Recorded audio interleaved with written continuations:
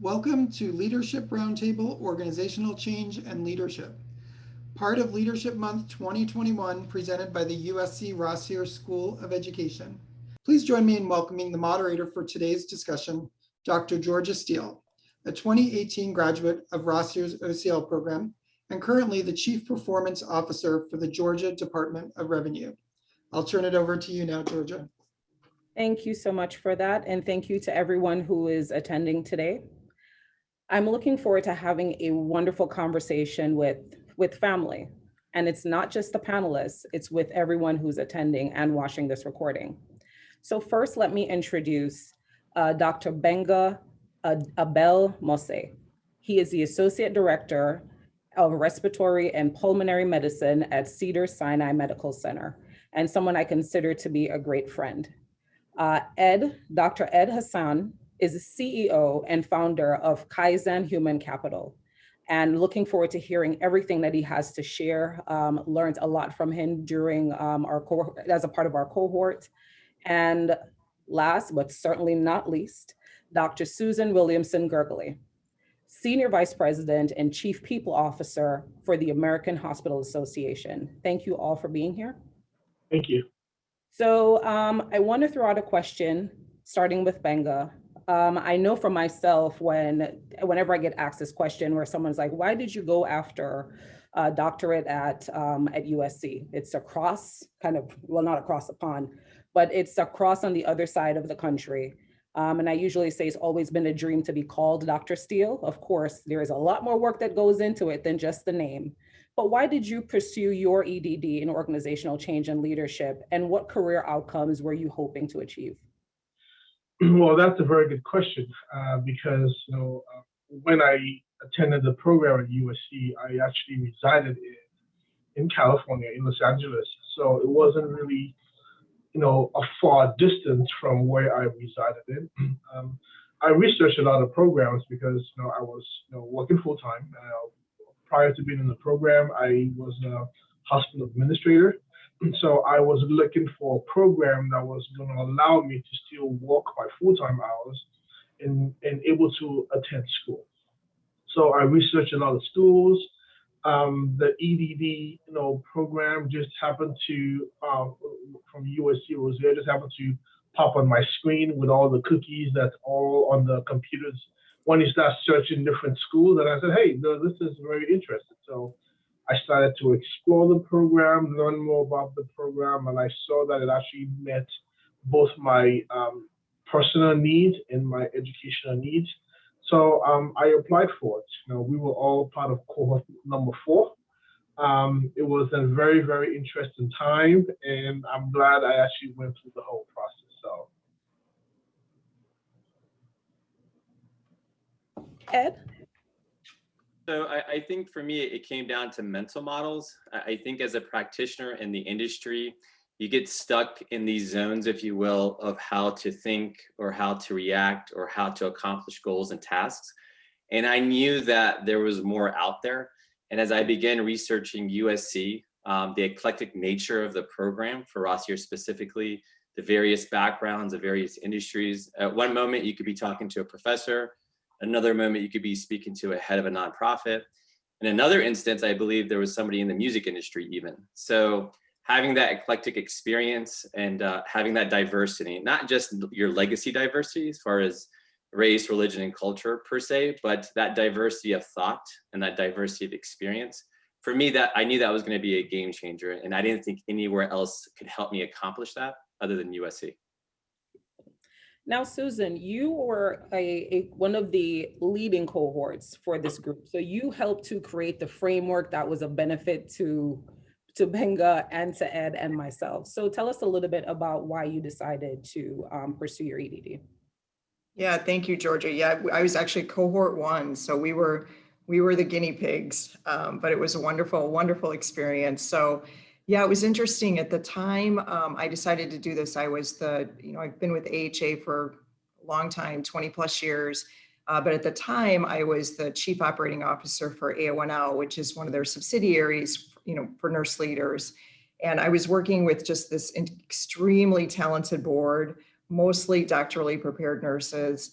And I just, the IOM, the Institute of Medicine report came out encouraging the field to double the number of doctorally prepared nurses from 5 to 10%. And I just felt like I really needed to walk the walk. So started looking into programs. I really thought I was going to do a doctorate in public health. That's what I was really looking at. I had a couple of really great mentors. Benga and I had a common connection. It's such a small world, from Cedars-Sinai. Linda Burns-Bolton, who is the chief diversity officer there. Before that was the chief nurse for many, many years. It was a big mentor of mine, and amongst other people, and really encouraged me to look at programs. And when I saw the USC program, everyone, all my mentors were like, this is it. This is what you should do, not the doctorate in public health. So, it was interesting, and I know we're going to get into how it changed our career path, but it certainly did as well in ways that I never thought that it would. So you just opened the door for the next question I was going to ask about how it expanded your career role.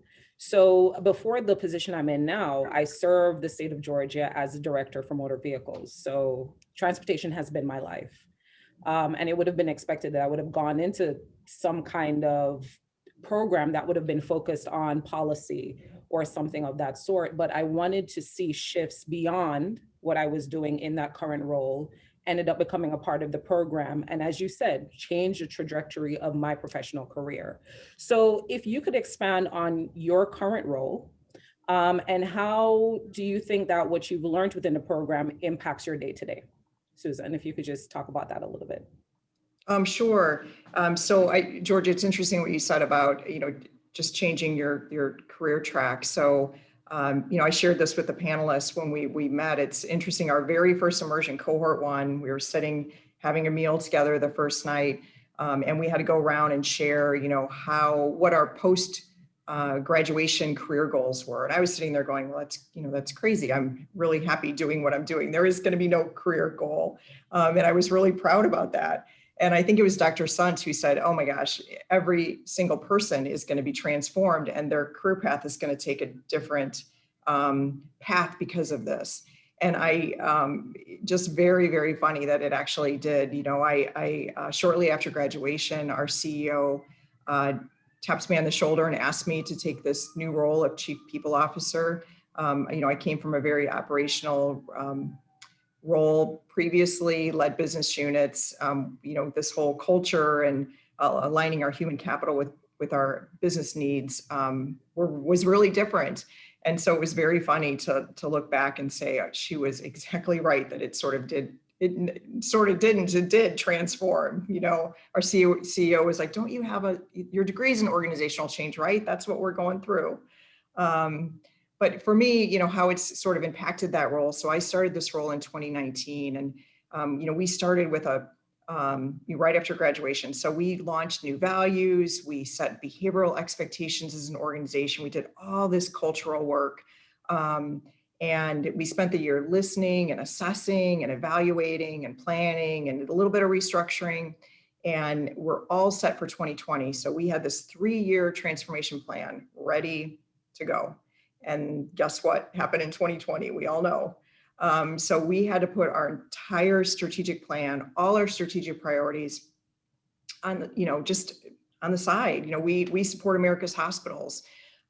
So we quickly stood up an entirely different strategic framework, abbreviated, the 3 R's plus 3. So our 3 R's were around relief, recovery, reimagine, rebuild. So to get hospitals through, our advocacy efforts to make sure hospitals had the relief dollars they needed to keep their doors open, everything around the PPE and the shortages and vaccines. And we're, working our way through these three R's. We also knew that, there were 3 issues that were really on our radar that through COVID, oh my gosh, were just even heightened. And that's workforce and resiliency.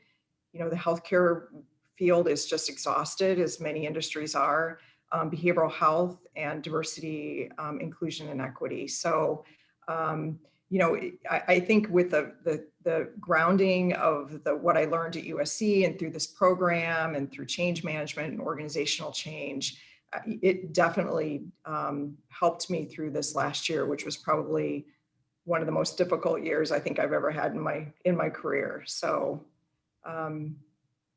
No, I it's can funny certainly, how it all weaves together.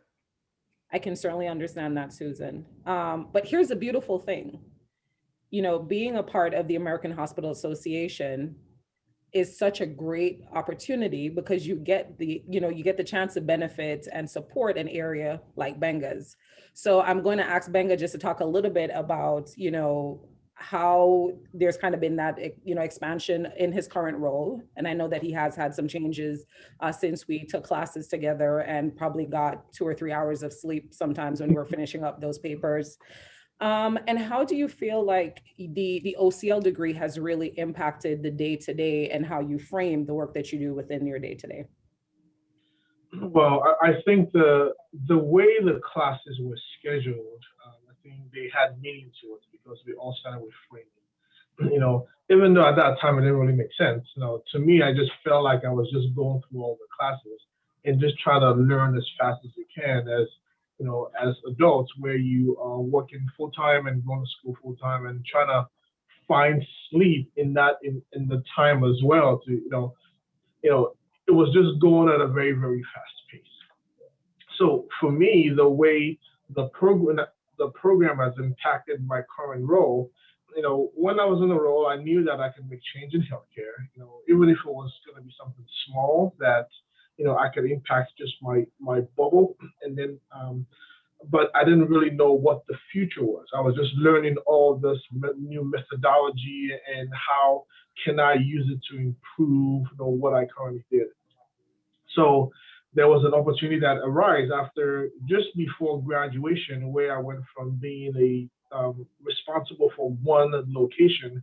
I went into a regional role where I was now responsible for 8 different locations. So from there, healthcare, the way healthcare is always the last to change. Everything else changes much faster. You look at telecommunication, you look at logistics, so you look at transportation, but healthcare is always very, very is the last to adapt. So when I transitioned into a regional role, I have to now look at what were some of the innovative practices that I've learned from the program that I could use to adapt to providing care for patients in rural areas. Now, I relocated to Oregon, where, they would, when you start looking at population health, it doesn't really matter, where the patients are. So we started looking into how can we use drone technology to be able to, provide healthcare. One of the things that came of value to me was now using telemedicine.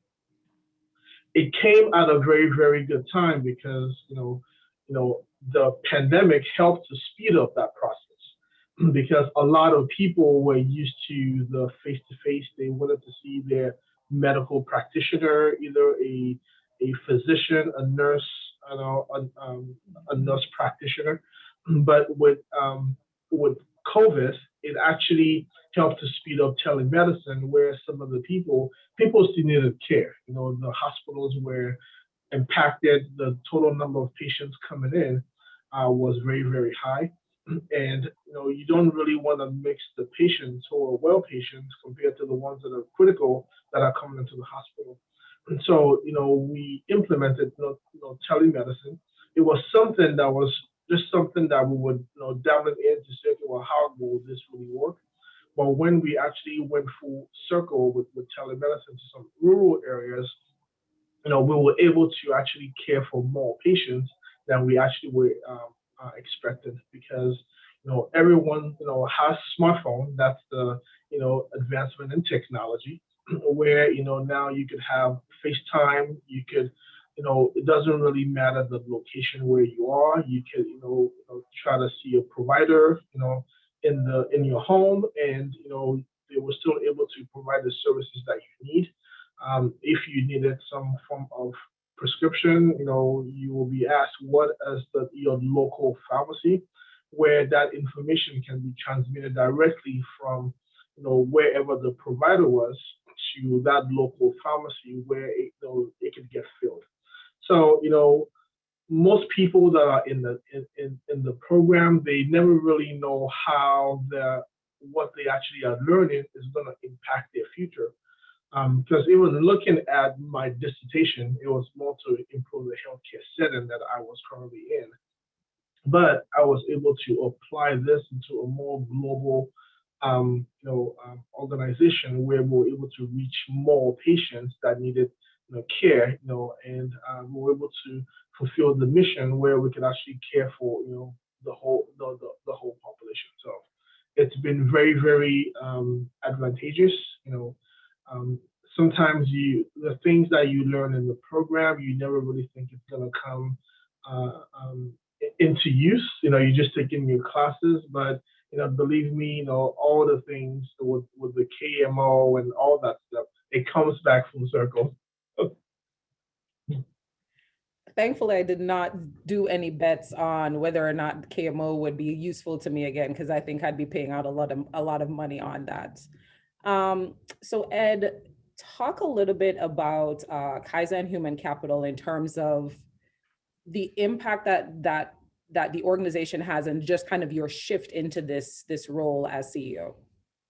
Yeah, and I think I'm going to say the buzz phrase or buzz acronym you all remember is DDDM, data-driven decision making, and that's what it's all about. What I learned more than anything when organizations are having challenges or issues, they tend to base their decisions on conjecture versus using data to make their decisions, drive their decisions specifically. More or less on top of that, they don't always assess the root cause of the issues. They really start to focus on the symptoms. So this program absolutely shifted my mindset altogether. So going forward from that point on, I always ask, okay, show me. You think that this is an issue, show me. Or they will tell me, oh, we have this latest and greatest tool that is going to help all my employees be successful or help us with our hiring practices. Okay, show me, prove it to me, demonstrate it with evidence. So really the force, the mind shift of being more data driven, absolutely critical to me, absolutely critical to my organization. If the data is not there, then we don't go in any other direction. Certainly makes sense. I'm gonna shift a little bit, because I think of probably everyone on this panel, your dissertation topic is probably far off or somewhat distant from what you do in your day-to-day. So Ed, if you could talk about your dissertation topic a little bit, and maybe you are still referencing it, so you can talk about that as well. But I think everyone would certainly gain a lot from hearing about your dissertation topic and the next step it's taking. So my dissertation focused on evaluating workplace religious discrimination of women who wear the headscarf or the hijab, specifically Muslim women. And most of you who do know me I do focus specifically on inclusion, diversity, and equity efforts with my colleagues and with my clients all together. So it certainly still helps me based on all of that research that I did. And in fact, I think I mentioned this previously, it's actually helped me focus on religious discrimination in the workplace on a global level, focusing on all religions. And I was very fortunate enough to actually start with a book that will be coming out internationally next year, first quarter of next year, I believe, called Embracing Workplace Religious Diversity. So absolutely still important. What I've learned has been absolutely critical to my workload. That's fantastic. Susan, share a little bit about your dissertation topic, and are you using any pieces, components of that in the day-to-day that you feel are things that people should consider, especially if there are individuals who are on the panel, like listening to the panel now, who are considering the program, how they feel that dissertation, because I know for me, when I first finished and it was done, I think I shared this with the panel that I lit mine on fire and poured some champagne over it. That was my celebration. That was my little celebration. I still have one, and I still use it. But I think it'd be great if people can hear the topic and also just, how you feel like you're referencing it and how you feel it's really helped you in your day-to-day. Yeah, thank you. I actually pulled mine out today. I haven't looked at it in a while this morning. My dissertation topic, again, I really wanted something that was tied to what I was doing at the time, that could give back to the field, give back to the nurse leaders that I was working with at the time. So my dissertation topic was healthcare disparities and the influence of nurse leader cultural competency. So, interestingly, Dr. Dada was my advisor, and she early on in my first class I had for framing, and just a wonderful first introduction to the program. But she, I remember her saying, make sure that you do something that you're really passionate about, because you're going to be spending a lot of time doing this. And so when I was thinking about going into a public health degree, that's what I was thinking about that I would focus on. So it was really wonderful that even in this program, even though it wasn't a healthcare specific program, I could really focus on something that was very specific to my passion and to healthcare. So again, I've definitely used it. It's amazing. I had the opportunity last year in 2020 to serve as the executive liaison to the Institute for Diversity and Health Equity. That's also a part of the AHA. We had just an open leader position, so I just helped provide support to that group, not as their interim, but as just the executive liaison. And again, I don't think I would have had that opportunity if I didn't sort of have the visibility of, oh, this is an area you're passionate about and that you've done research on. We were also this last year awarded a grant from the Robert Wood Johnson Foundation to drive health equity, to improve health equity in the field. And, as the first grant deliverable, they said, hey, you really need to look at yourself as an organization. They had done the same thing, had done this, deep reflection on themselves as an organization around diversity, inclusion, and equity. And so we said, yes, we'll do that. How can you drive change in the field if you haven't looked inward and driven that change in your own organization? So we did, an internal assessment of all of our teams. We did focus groups, interviews. We did a deep dive of our policies. But it was interesting. We worked with a partner in the field, the Exeter Group, which is here in Chicago, a great partner. And we were developing the survey. And it was like, well, how do we, we're an association, but we represent the field, we represent hospitals. How do we show we're driving health equity when we're not delivering healthcare, we're not clinicians, we're knowledge workers. And we were in a meeting and it's like a light bulb went on. I'm like, oh, KMO, that's how we do. What are our knowledge? What are our motivational? What are organizational barriers? I felt like my whole degree paid for itself right in that moment, where we had this wonderful, enlightening conversation about that's how we do, like as an organization, what's our K, what's our M, what's our O barriers to us leading this work in the field. So that's how we framed this whole assessment. So we have 175 pages we shared with our organization across all of we were transparent. We shared it with every team member that works for us. We have a DEI task force we stood up that we're moving forward with action plans on what we need to do as an organization. So, again, a real connection, I think, to the dissertation work and the coursework that I learned at USC. That's beautiful, Susan. Thank you. So Benga, talk to us a little bit about your topic and how you feel like you're referencing that in the day-to-day. Okay, so my topic was improving the healthcare settings. Because most hospitals, people may not really know, they are rated by the Center for Medicare and Medicaid Services, CMS, and there are different criteria that they have to meet, quality criteria they have to meet, which they are now benchmarked against other hospitals, and they receive a rating. The rating is based on the star rating. So the maximum star you can actually get awarded is a 5-star rating. They assess the staffing, the number of people that you actually have employed over there, the different procedures that are done at that facility. If there are any citations from complaints that patients may have had, they look at all this and they look at the response from that facility. And then all that stuff is put into an algorithm, and a rating is awarded to that facility. That rating, a lot of people may not really know, is actually publicly reported.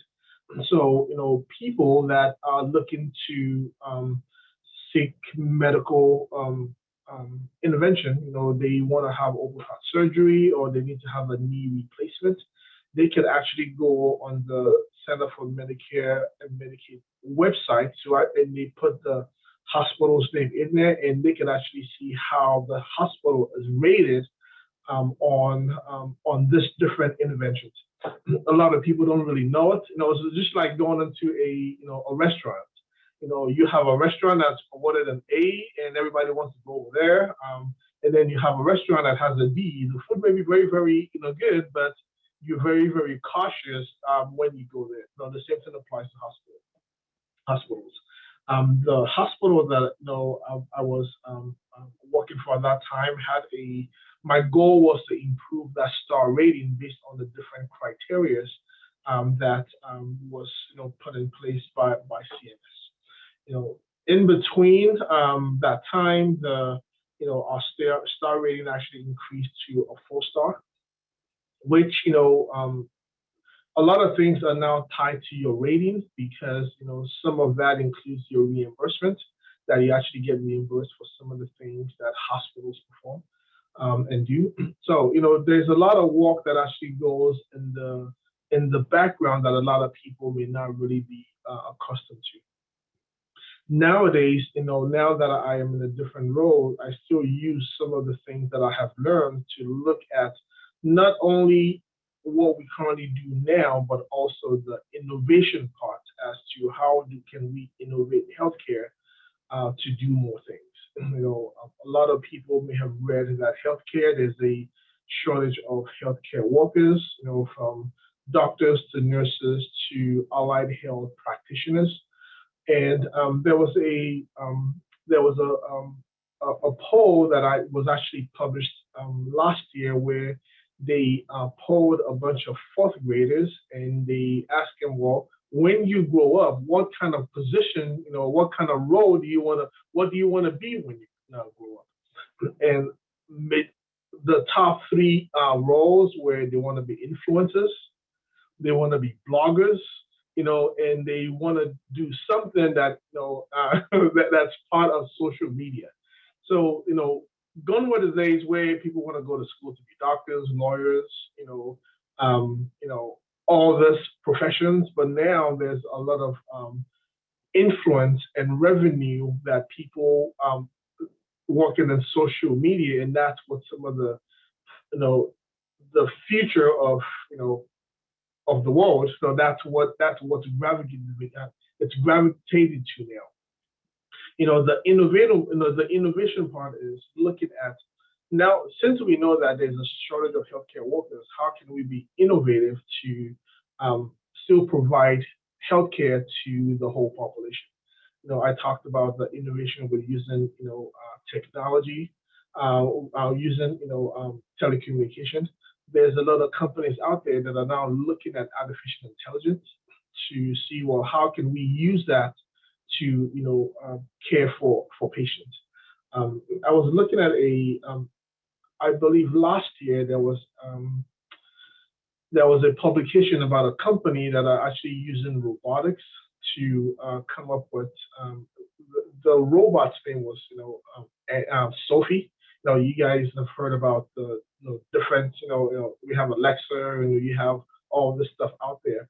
One that's actually currently being mass produced to care for patients in healthcare is Sophie. This is not I'm not trying to provide any kind of support to the company, but I just go in there and look at what are some of the companies out there doing to try to address the shortages that may be coming up in healthcare. So looking at the innovation part and see, well, how can we still provide healthcare to the masses in a cost-effective way? So it's something that as a leader, I have to look at those kind of options and make sure that our team is ready, not for the current things that we're doing now, but the future. What is the future going to bring? We've seen drones. Drones now being used to deliver medications. When you look at Amazon does a phenomenal. You guys may have seen commercials where Amazon use drones. You order your stuff, the same day, and it gets delivered to your doorstep, by drone the same day. How can we leverage that kind of information in the healthcare sector? So, and those are some of the things that we have to explore to look at. Well, for us to still be able to meet a goal, what are some of the things out there that we need to be pioneers in that space? That way, we could be the first one in there, and then let people know that this is how we would deliver the care to a patient in the future. So, makes sense. For the type of innovation that you just talked about, like with Amazon and the drones, I would not be surprised if there is a couple of OCL graduates that are helping Amazon to be that great. One of the things that is so important, or that I've seen over the last several years, is the shift from this manager or boss to leaders, and leaders really understanding the importance of managing change within their organization. So Ed, you're helping, organizations figure things out when it comes to what they do. But what are some skills and traits that you feel are necessary to succeed in kind of this change management world that we're going through, with all this change and everything that we just went through? But if someone is in a change management leadership position, what are some skills and traits that you feel are necessary? So I already mentioned data-driven, so I won't go there again, but I'll say the other two simply are empathy and listening more and talking less.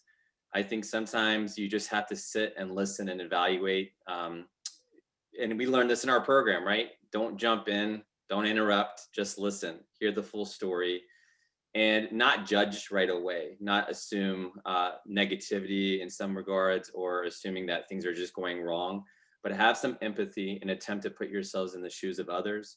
I think really those are the two biggest ones. The more you can do that, the more you can kind of collect that data that we talked about and start to make better decisions overall.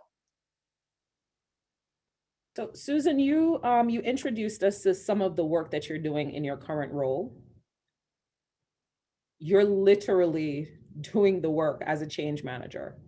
So outside of the things that they tell us in our leadership books that we should be, focused on, talk about some of those skills and traits that you feel are important to you as a change manager. And also, if you don't mind talking a little bit about some of the things that you have been doing in this new role around organizational change, and really getting not just these core values, but these core values into behaviors that people reflect in their day-to-day. Because you said it, you mentioned it, but I think it would be great if people can hear about that, because that is so huge, especially in a leadership role as you're pushing change forward. Sure. So, some of the skills, totally I'd agree with yours as well. I started my career in communications. So I started at Leo Burnett in Chicago.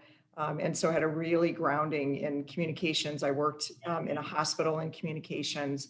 So my team gets tired of me hearing, repeating communications, 1, 2, and 3. It's so critical. This last year, again, even if, I don't know how we could have gotten through this if we weren't really streamlining communications and making sure the organization was on the same page as best we can. It's not perfect. Agree with listening. I shared that, as you said, Georgia, the first year, I did a whole lot of listening tours. I think I told the organization I had an open door policy, join me for a cup of coffee. I had a lot of cup of coffees that first year. It was wonderful when we were face to face, absolutely wonderful. And in still doing that, we're in a hybrid. We don't have a lot of people back in our offices in Chicago and DC, but when I'm in the office, which I'm in quite regularly, people are still coming in and popping in, which is great. The other skill I'll add is just empowering people as well, which is I think is difficult to do. It's difficult to do for leaders who the path they want to take and the direction they want to take, and to be able to have that skill to really empower your teams.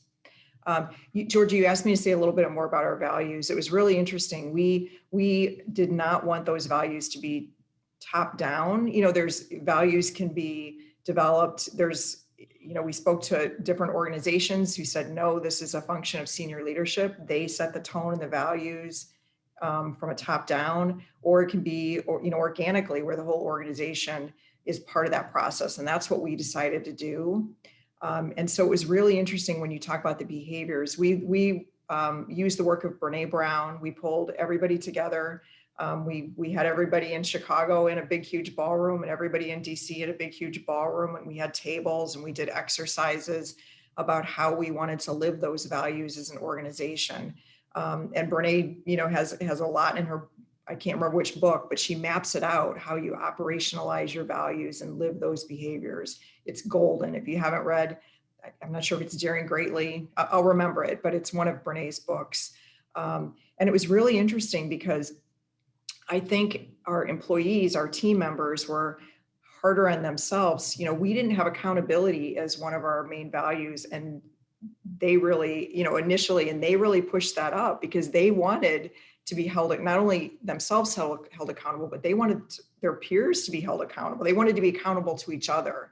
So it was really interesting. We're a 100+ year organization. We've never had a code of conduct.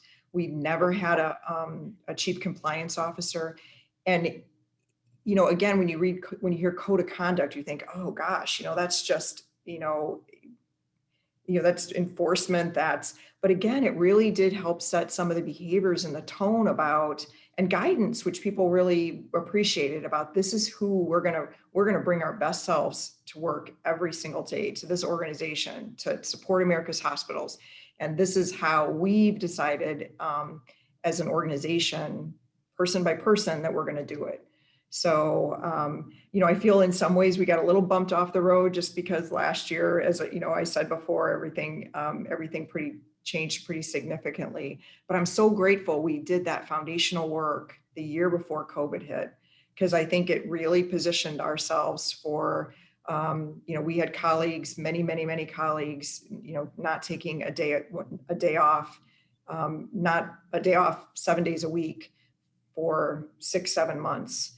Working 80+ hours a week. And I think really resetting the tone of who we are and who we want to be, in many ways got us through this last year. That's great. Thank you. And thank you for sharing that, because I know, especially, with everything that we've just gone through, I know organizations are looking at their values in new ways, and also looking at how to engage with their team members to be able to really get them to reconnect with the organization, because for some it became very disconnected. Benga, before I turn to you, I want to make sure that everyone who is listening in now knows that they have the opportunity to drop questions in the chat. So feel free to submit, and then I'll have an opportunity to ask those to our amazing panelists. All right, Benga, let's talk about some of those skills and traits that you believe are necessary to succeed in a change management leadership position. Well, I think, it has been, Ed mentioned it, Susan mentioned it. I think one of the biggest things is actually listening, because sometimes you want to make sure that you surround yourself around people who you don't want to be the smartest in the group, because, from the people around you, you have to be able to listen and try to get feedback as to how things could be done. And also empowering people, because a lot of people have different ideas, but as leaders, do we actually empower them to be able to put those plans into actions? Because if we don't empower them, a lot of people want to learn and grow, and most of the time when people leave jobs, they leave jobs just because, not because of the money, but because they feel like they cannot really they're not really empowered to do things. You know, a lot of people have different ideas that gets, you know, shut down by their bosses, and having a leader who listens and now, you know, gives people the, you know, empower and give them autonomy, just go ahead and implement. Because part of that implementation also, you know, there's a possibility that, you know, the project will fail, you know, who will be, you know, taking the blame, you know, for it. And sometimes, you know, if it, you know, it's a success, then, you know, the people that actually brought up those ideas should be recognized for what they actually do. You know, it's amazing because in healthcare, you know, you have people that have different ideas of how things should be done. You know, reflecting on the previous year where things were coming so fast. So, you know, because my background is in respiratory therapy, you know, we were more like in the forefront in this previous year where, you know, some people had the luxury to, you know, be at home. We were at the forefront every day. You know, we had to report to work, and the volume of patients coming in, and we had to, you know, adapt. You know, we had to listen to people. Sometimes, you know, in listening, you know, and you trying to decide, the information that you receive about an hour ago has changed, and you have to quickly adapt to what some of the new changes are. So, you know, being a leader is not, you know, someone that has to be in the forefront. You know, a very good leader, you know, leads from behind and lets everybody, you know, do the talking. You know, you just listen, and you try to guide people to, you know, where they can actually be very, very successful. And they also have to be recognized when their ideas, you know, come to fruition, and because that's how we contribute and we grow other people. So Georgia, can I just add something to what Benga just mentioned? And Susan and Benga hit it on the head when they talked about empowerment. But the one thing that I've learned as a consultant more than anything is this notion of just blind empowerment. Here, yeah, go do it, without assessing what tools they need, what resources they need, what we call organizational barriers, possibly what knowledge they need, how to motivate them. And we set up expectations that are often set them up for failure. Empowering them with guidance, I think, is the biggest piece here. And I think if they're able to do that, I think they're more likely to be successful. I totally agree. No, that's a great point there. Good point. And Ed, you're coming in and looking at things from the outside because you're the external consultant. So for Benga, for Susan, we are, I don't want to say the 9 to 5ers, but we are in the inside. We're working from the inside, trying to fix everything within the organization. But for you, you're the external consultant. How did the OCL program enhance your business? And what advice would you give to someone looking to start their own organizational change consulting practice? I am not looking to, just in case anyone from my agency is on here, that's not for me. But I think it's important for people to understand how the program can help to enhance them, not just in a 9 to 5, but if they're looking to start their own practice, how this can take them to the next level. I will say one thing, and I guarantee you Benga and Susan will agree with this, is even though they're internal, and I don't believe they're 9 to 5, because they couldn't keep a straight face when you said that, but just you can see I tried really hard to do that when I said 9 to 5. I don't know what 9 to 5 is in this job, but I needed to say it like that so people would understand and not scare anyone too much about these types of roles. I can appreciate that. What I can guarantee you is now more than ever after their program, as internal folks, they actually always look outward. They're always looking external. They're talking to their colleagues within OCL, their former classmates possibly. They're looking at research, they're looking at peer-reviewed articles. So I guarantee you they're always looking external to bring in the best practices internally. So I think Susan and Benga, you agree with that. Look, for me and how it's added to my organization and the advice I would give, and I see a lot of my colleagues actually as attendees, this program more than anything for me was basically either put up or shut up, either go out and do it or don't. And to take a chance on yourself and to leverage your skill sets and leverage the resources that you have. This wasn't a make it or break it type of thing. And I remember that very first class I had, I believe it was called Creativity with Dr. Wayne Combs. And boy, talking about self-reflection, talk about, I think it was a failure resume, if I'm not mistaken. Really looking inward and self-reflecting gave me that courage, if you will, to kind of go out and say, you know what, I'm not going to do this with one foot out the door kind of thing like I had before to an extent. I'm going to go all in. And that's what it gave me the ability to do. And I have to say my classmates encouraged it. My classmates pushed me. Yeah, Georgia, you're right.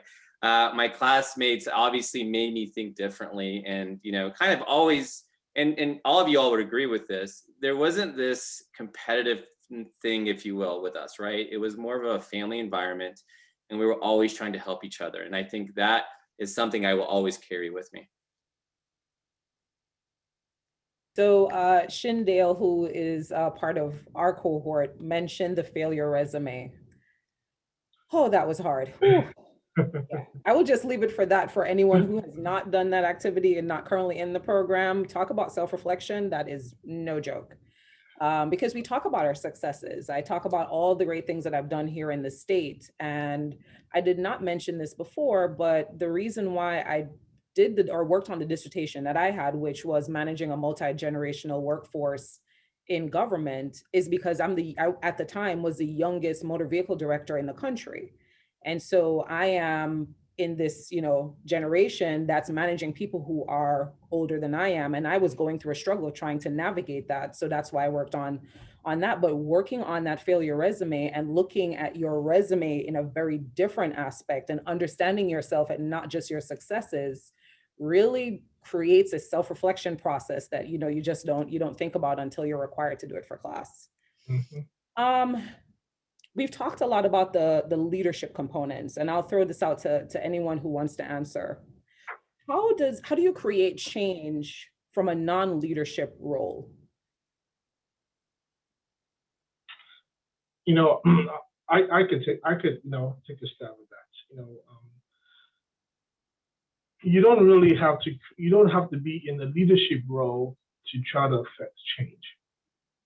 A lot of people think that you have to be a leader.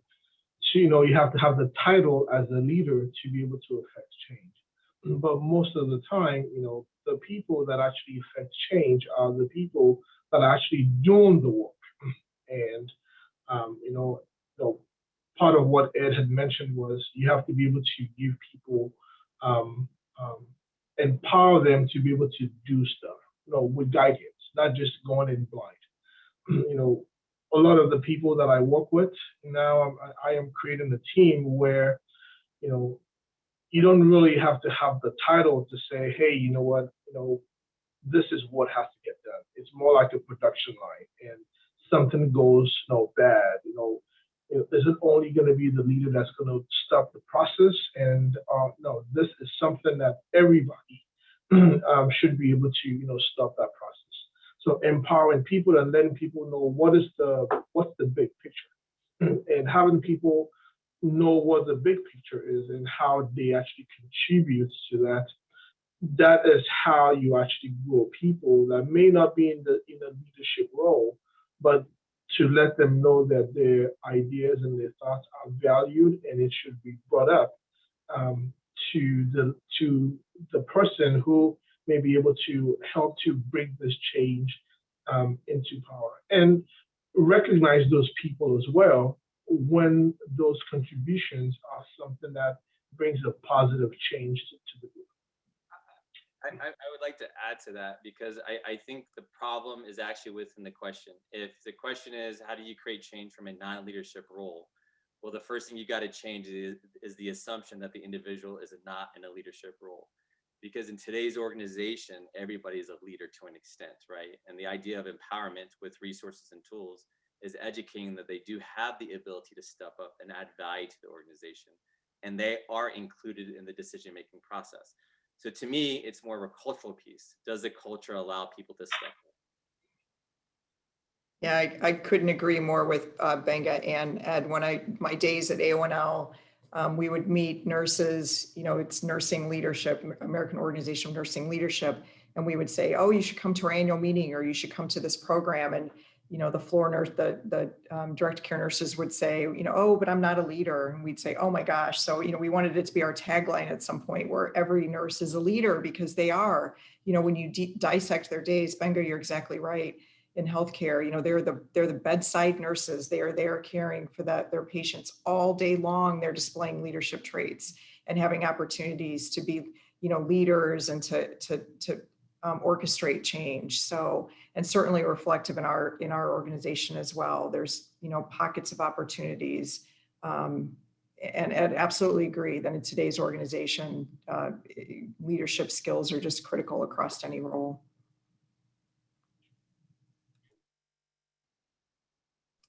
Some great points there. So a question that was submitted is around a situation where the higher level of the organization is not supporting the lower management in some of the change endeavors that they're trying to accomplish. And Ed, I'm sure you've gone into organizations before where managers, like middle managers, are giving you all these great ideas, and you're hearing it and you're getting excited about what that could potentially do for the business. And then in facilitated situations, nothing's moving. What would be some tips, or what would be some recommendations that you would have? And then Susan, I'm sure you said you've reached out to other organizations. If you could possibly jump in after, Ed provides some tips, and just share maybe some thoughts that you had as well. So I think the biggest thing here is being able to build a business case that contains the argument or the data that suggests what needs to be done, how it needs to be done. I think oftentimes when we're working from the bottom up, speaking to executives, we assume that they're listening, we assume that they're hearing us out, but what we need to be able to provide them is with actual documentation. Here's what's going on, here's a scenario, here are the gaps, here are potential solutions, pick one. And my favorite phrase for all of you that know me is joint accountability, meaning, hey, you leader, you own it, and me as the employee, I own it. Let's do this together. So being able to really collect the information, document it, and present it as a unit, I think is absolutely critical here. And I also wanted to add to that is sometimes a lot of people have ideas that may not be evidence-based. So just because you have an idea doesn't mean that it has to be, adopted. But if it's something that there's a lot of evidence that actually supports that, information that's been presented, to me, it's more well received because there's evidence about what you actually are talking about. It's not just something that you are trying to do or trying to implement, and you're the pioneer trying to get this done. If there are a lot of evidence to support that, hey, this is information that has been validated and it works, I think it's gonna be in those scenarios where the leader is not the one that is trying to adopt that change. I think if it's presented that way as to, well, this is where we think that the change should be, this is the evidence that supports that information, it will be a different theory if the leader doesn't really look at the evidence before they decide this is not what we can be doing. So, just some additional thoughts. That makes sense. Susan? Yeah, the only other thing I'll add, great points, is I think you've got to commit to be part of the change and part of the solutions. I think as an organization, we went through a time period and a culture where everything was just pushed up. This needs to be fixed, fix it. This needs to be resolved. And so how do you create this more inclusive environment where everyone feels, will bring me a solution, bring me a, and I'm not quite sure, how this sort of became ingrained in the culture.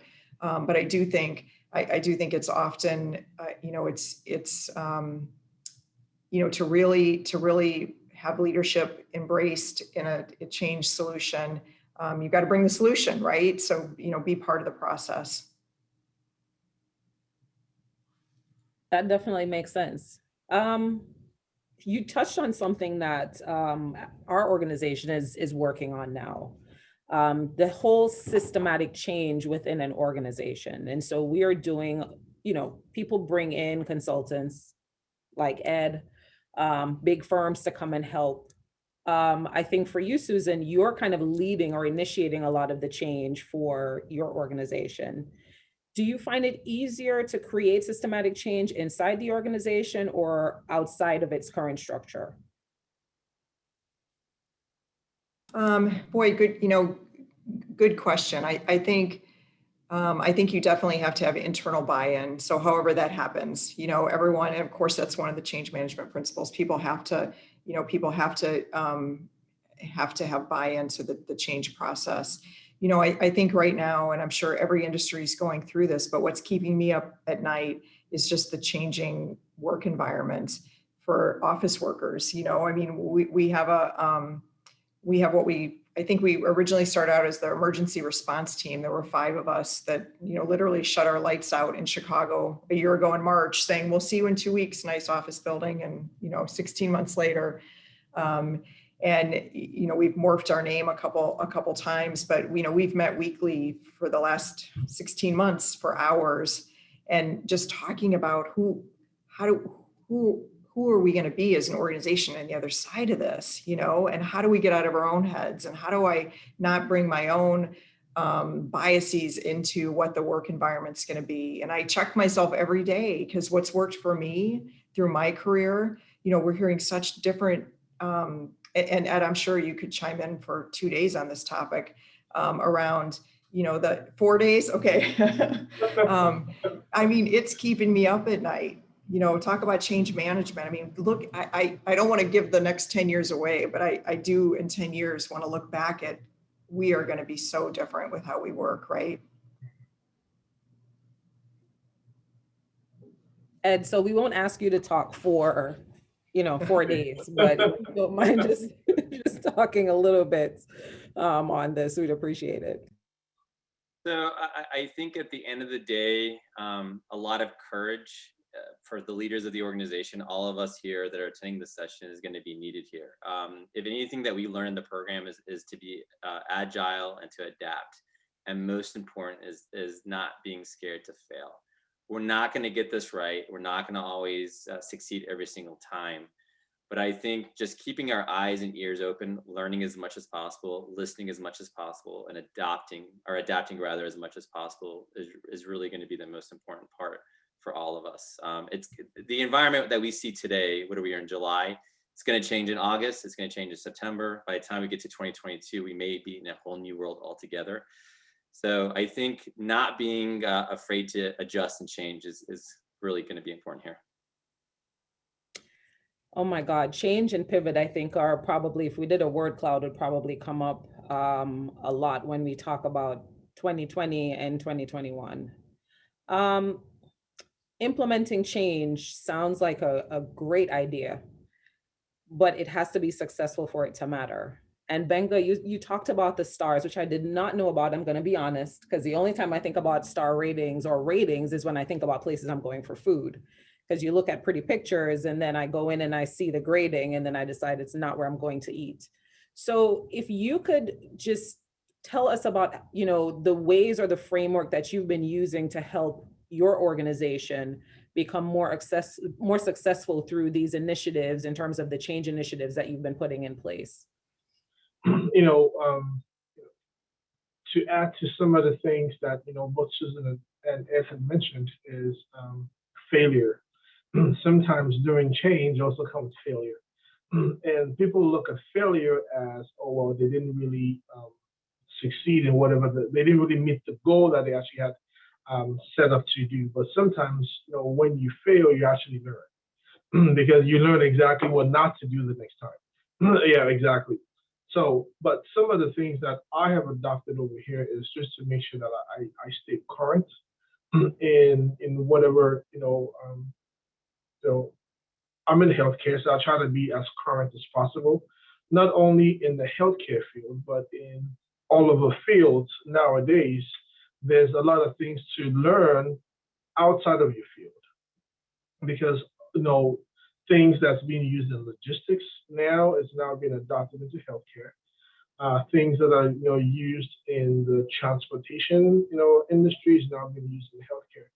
So just being someone that's open to change and looking beyond your current bubble is a way that you can actually adopt the change that that could be applied to your own whatever industry you're in. So not just you have to be open, making sure that you learn not only what's going on in the in the entertainment industry. One of the things that I forgot to add was when I was in the program, we had people from different walks of life, from being heads of police to the heads of military and to be educators, and that knowledge made the program very, very rich because someone from defense could talk on the same topic, but from a defense point of view. I could talk from a healthcare point of view. We were all subject matter experts talking about the same topic, but from very, very different ideas. So when we start looking at change, we have to make sure that we look beyond that bubble to see, well, what are some of the things that is being adopted in other industries and how can that really apply to your own industry? Because that's where the innovation part comes in. It's not just doing the same thing over and over again. You have to be able to adapt and change and, look beyond, whatever, you're used to doing and try to apply that to your current, environment. Very true. That's, I am a certified change manager. And I am not even big on change when I'm not the one doing the change. So change is a struggle, for all of us in some way. For our department, one of the things that I implemented recently is we created change management videos to help people understand why we're making changes or why we're implementing new systems, because people believe, especially, we're processing taxes, et cetera, the process works. It's probably not working as best as it could. And so we're helping people understand we're in the business of innovating to be our best. And a part of that requires shifting and, continuing to grow and becoming better. And that requires change. So, that's something that we're able to do for our organization by creating some of those videos for our managers and for our employees. Susan, is there anything similar to that you guys have done in terms of change initiatives?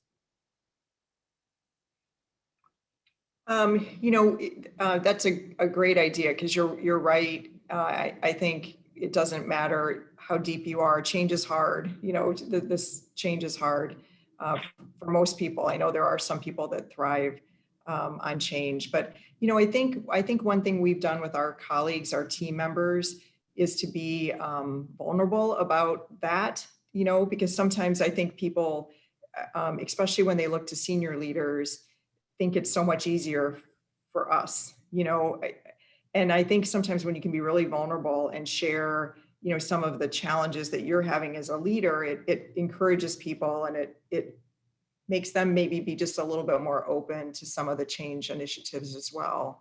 I think some of the, we started, we went from having 3 all-team meetings a year to when COVID hit, we felt like all of us had to be connected at the hip. So we went to weekly meetings. It was exhausting. And we did, everybody was on a platform. We had a producer. So, it was that people could be, it was productive. We didn't use Zoom. We did a whole different platform. And I think the most powerful meetings we had were when people totally left their guard, dropped their guard, including our CEO, and just talked about how this is hard. This is really hard. And we're going to get through this, and we're going to move together and move forward as an organization. Yeah, that vulnerability piece is important, especially during a time of uncertainty. So Ed, as the external consultant, you're coming in and you're helping an organization change.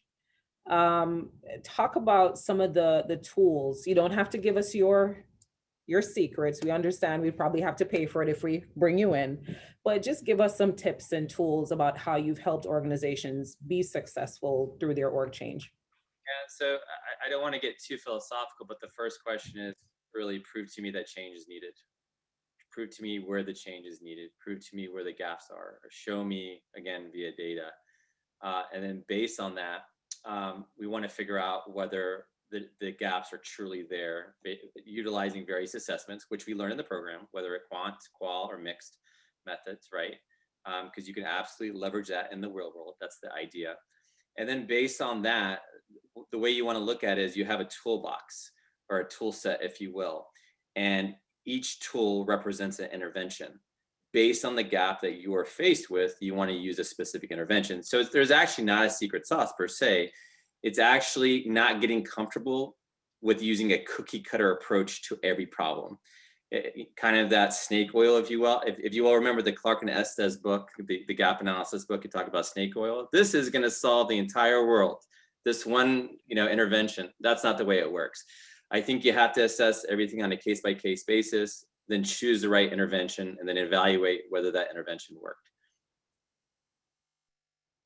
So I have to be honest, most of my books are in my office at work, because I still pull things here and there, because when, you have a couple of people who are like, oh, well, we don't need to do that. And I can pull a big book out and say, actually, this was researched and here it is. This is why we're doing it that way. So don't worry, in the case anyone ever needs one of those lines or quotes out of the book, I have them right here on my desk. So that's what I was looking at when you mentioned the book, because it's actually right in the corner.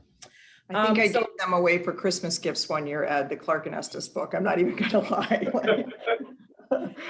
Everybody has their process. I told you guys, I printed a copy of my dissertation and I had a glass of champagne and the bottle. I lit it on fire in a little bucket off my patio.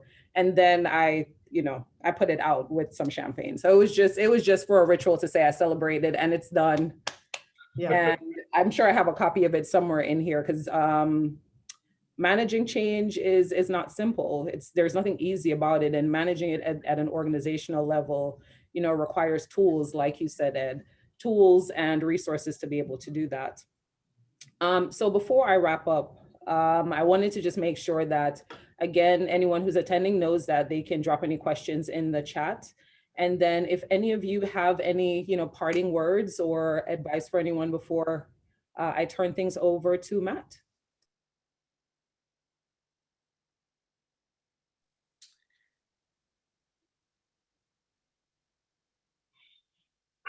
Yeah, I'll go. I think one thing I'll say, because I know we've got a variety of individuals, current students and not on the program, is just to keep your mind and your heart open, which is what we heard, again, back to that first immersion, because you just don't know where the journey is going to take you. So I met with a young person yesterday, early in her career, who's leaving our organization. She just needed to change herself. And so she's moving, she's moving to a whole different area.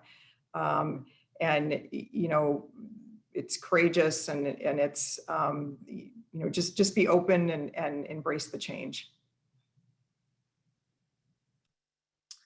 So I'm going to actually finish my part off by answering one of the questions that I saw from Shayna Newman. The question was, do you believe that everything we've learned during COVID will have a long-term impact on the culture for the better? And actually, I will finish with this. That is our job, is making sure that we learn for the better, that we figured this out, and that we grow through this time of change. That is exactly what I think we've all learned in the OCL program, is how to adapt and make sure, whether there are difficult times or not, how do we adapt and how do we make it work for our employees and our organizations? So I think I'll leave you with that. Benga? What I'll say is, and I'll close with, there's a lot of resources for students that are currently in the OCL program. Some people that may be on this, forum that may be in between, thinking or deciding, was this the right fit for me? There's a lot of support out there, and when people have questions, you can freely reach out to anyone to be able to see, well, one, can I connect with that person, and can this person, help me with whatever I need to do. Today I received an email from someone who was saying, hey, I need to, can you, read this for me because I'm trying to apply to the, it's those kind of things that, the family, the OCO family can help with. It's not saying that, yes, because we pass students, we're going to help you get into the program. No, that's what the school is there for. But, advice on how did the program go. It was a very rigorous program. I'm not going to try to sugarcoat it. But, the end goal is once you graduate, you have the tools to be able to adapt and change whatever industry that you're currently in. So. Thank you. I will share this. The OCL program has been one of the most impactful chapters in my life, and not just for the academic component, but for the relationships that I've built. Not only in the United States. I mean, I have people who are part of our program that are across the world. Those are things that networking events can't give to you, because these are people who you went on a journey with. So if you are considering the program, stop considering and get your application together. If you are part of the program now and probably at that point where you're like, why am I doing this? This is the reason. Your purpose is greater than where you are today, and what you're doing has the potential to impact the world. So you heard from Benga, Ed, and Susan, and myself about what we've been able to accomplish just by being a part of this program. So again, if you're in it, stay the course. If you haven't started, why not? And with that, I want to thank you guys for being a part of the panel today to talk about organizational change and leadership in the program, that our journey through the program. And then Matt, I will turn it back over to you. Thank you. Thank you, Georgia, for guiding today's conversation, sharing your insights. And I love your story about your post-dissertation defense ritual. I'm glad nothing else burned besides the the dissertation itself. But yeah, I love that story. And thank you to Benga, Ed, and Susan for serving on today's panel, sharing your insights from your background and your experience, and offering valuable advice to today's attendees. As I mentioned earlier, a recording of this session will be made available after the event. Please feel free to share with your colleagues who were maybe unable to attend. And with that, thank you everyone for attending today's session. Have a wonderful rest of your day and upcoming weekend. And as always, fight on.